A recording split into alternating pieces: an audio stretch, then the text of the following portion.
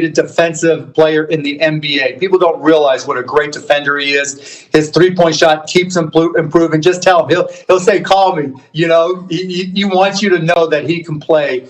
Dorian Finney-Smith, you know, we do this thing. We track internal analytics, things during practice and everything. Dodo, his shots selection, his ability to make threes just keeps on improving every single year. So we expect him to get even better. You know, we've got all the tools. We've got a great coach. We've got Luka, who makes everybody better. KP, I'm completely confident he'll stay healthy. The sky's the limit for this team. I can't overstate rather how excited I am for these guys.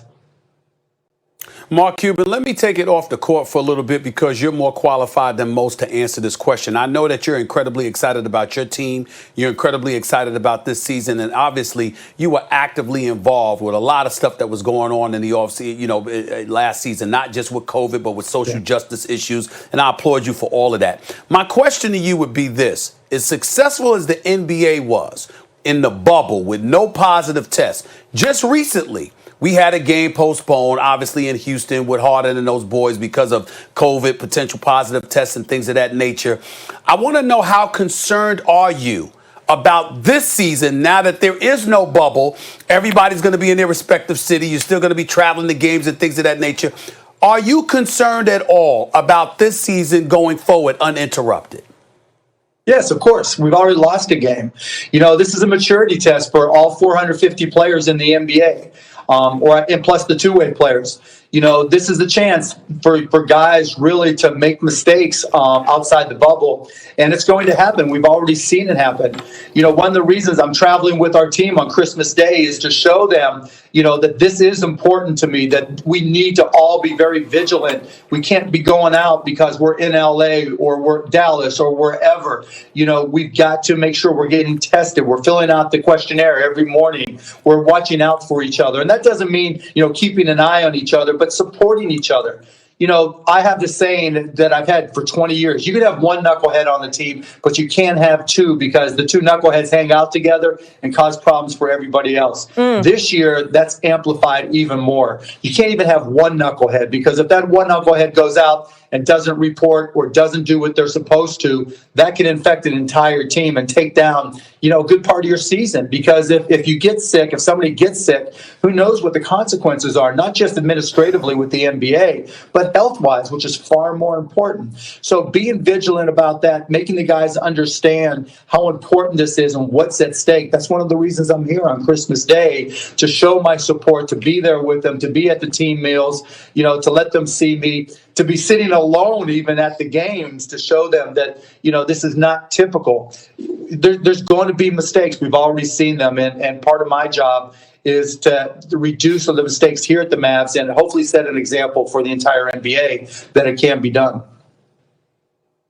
Well, you're certainly setting the tone. I kind of want to stay with that subject, because one of the dominant storylines of late has been James Harden and his tenuous relationship with the Rockets. Mark, if you were in charge of that team, how would you handle the situation moving forward? You know, I don't want to speak for another owner or another organization. You know, we've had issues in our team, and every team goes through something.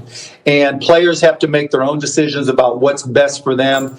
I just try to keep my relationships with our players as strong as possible, so that in the event they want change, we can handle it privately and deal with it privately. I mean, I've certainly had players request and even demand trades over the past 20 years, and we've just dealt with it. We've tried not to make it public. And there's, you know, I don't want to speak for another owner or player or organization. It's never an easy set of circumstances. Mark, don't you feel that you owe the people of New York an apology? After all, they knew it was an incredibly bad idea to trade Kristaps Porzingis, and you took advantage of a completely inept franchise. How dare you? Don't you owe the people of New York an apology, the many Knicks fans who you robbed of Kristaps Porzingis? Merry Christmas, Max. It's a for beautiful Dallas day. Fans. It's a beautiful day for basketball. We're going to have all these games. Tune in on ESPN. I mean, what's better on Christmas Day? Open your presents and spend a whole day watching basketball. That's my thank you to New York, Dallas, LA, Miami, Chicago, all NBA cities. Mark, as crazy as this question may sound, I'm going to ask it. As crazy as this question may sound, Mark, I'm going to ask it anyway, because I know that obviously with the Greek Freak electing to stay in Milwaukee, you got a guy that committed to stay into a smaller market. We see how, the league pays attention to all that stuff. The league definitely endorses such a thing. But it just seems to be something extra special when you got a Los Angeles Lakers squad as an NBA champion right now. It seems to be a great, great thing for the NBA. Could you talk about where you think the NBA is now, because a team like the Lakers are in the eye of the storm and everybody's shooting for them because they stand as the champions today? This is your opponent. That means tonight. nothing, Stephen, nothing. Nothing. When we were the champ, when he were the champs, it doesn't matter who the champ is. They're always going to be gunned for.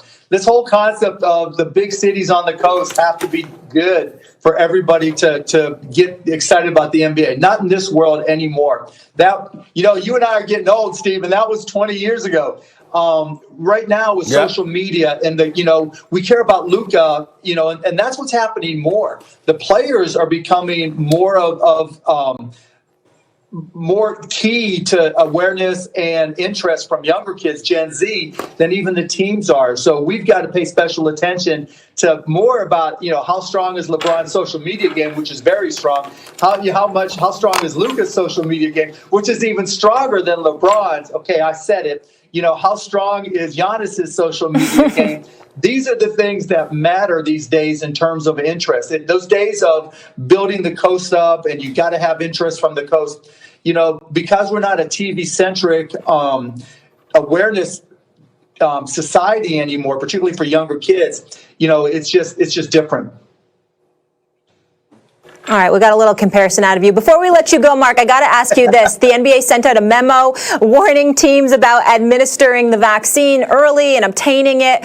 What was your reaction to that? I mean, like before, like with the bubble, we don't want to take tests away from people. We don't want to take vaccines away from anybody either. We want to support first-line responders in hospitals and everywhere that people are doing the work to keep us safe. That's primary to us. I was looking at data that said that by a month from now, less than a month from now, more than a fourth of the country will be vaccinated. There'll be more than 75 million people vaccinated. And so there'll come a time, I think, in the not too distant future where it'll be our turn. But we'll be patient and wait. We want those doctors and nurses and frontline responders to get what they've earned, and that's the vaccine. Of course. Yep, Adam Silver was with us this week echoing that the NBA will not jump the line. Mark, have a wonderful Christmas. Good luck tonight. Enjoy the game, and I hope to see you in the future soon, in person. Absolutely. Merry Christmas, everybody, and let's go Mavs. Merry Christmas. Merry Christmas. All right, it's the season of giving, y'all, and Santa Smith will tell...